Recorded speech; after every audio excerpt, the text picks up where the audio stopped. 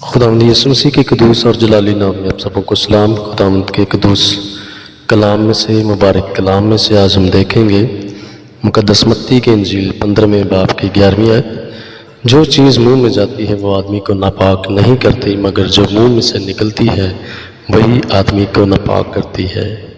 खुदावंद के कदूस कलाम के लिए शुक्रगुजारी करते हैं। अजीज़ों, खुदा ने हमें एक मुंह और दो कान दिए हैं। मेरा ख्याल है इसका मतलब है कि हम बोलने से ज़्यादा सुनने वाले बने।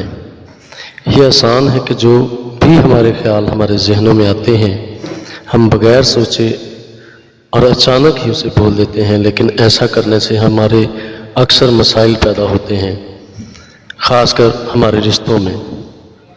पुराने अहदनामों में यहूदी शरीयत में शामिल था कि वो ऐसे खाने को ना खाएं जो नापाक हो।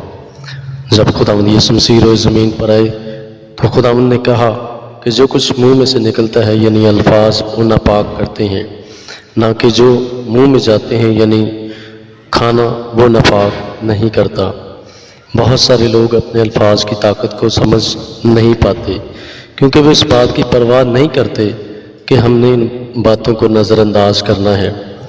जो कुछ वो अपने मुस्तकबिल, अपने रुपए पैसे, अपने बच्चों और दूसरे लोगों के बारे में बात करते हैं, और भी बहुत सारे सैकड़ों ऐसे मौज़ूआत हैं जिनके बारे में वो बग़ैर सोचे समझे बात कर देते हैं, जिनको कि अगर नज़रअंदाज करना चाहिए। कलाम खुदा के अंदर इमसाल 18वें बाब की 21वीं आयत के अंदर लिखा है, ज़िंदगी और मौत ज़बान के काबू में है।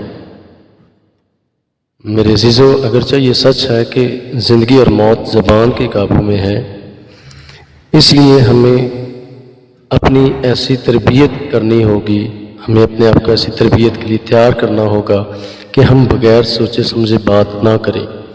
हमारे अल्फाज हमारे मसाइल में से एक बड़ा मसला हो सकता है, इसलिए हमें अपनी ज़्यादा तवज्जो इन बातों में देना शुरू करनी चाहिए कि हम क्या कहने जा रहे हैं। हम खुदा से मदद मांगे कि हमने क्या बोलना है, ताकि जो कुछ हम कहें वो खुदावंद को खुश करने का बायस बने।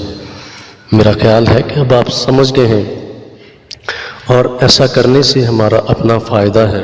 इसलिए अपने अल्फाज को बोलने से पहले ज़रूर जांचें, परखें कि हम क्या बोल रहे हैं और क्या कुछ हमारे लबों से सादर हो रहा है। खुदावंद आप सबों को बरकत दे।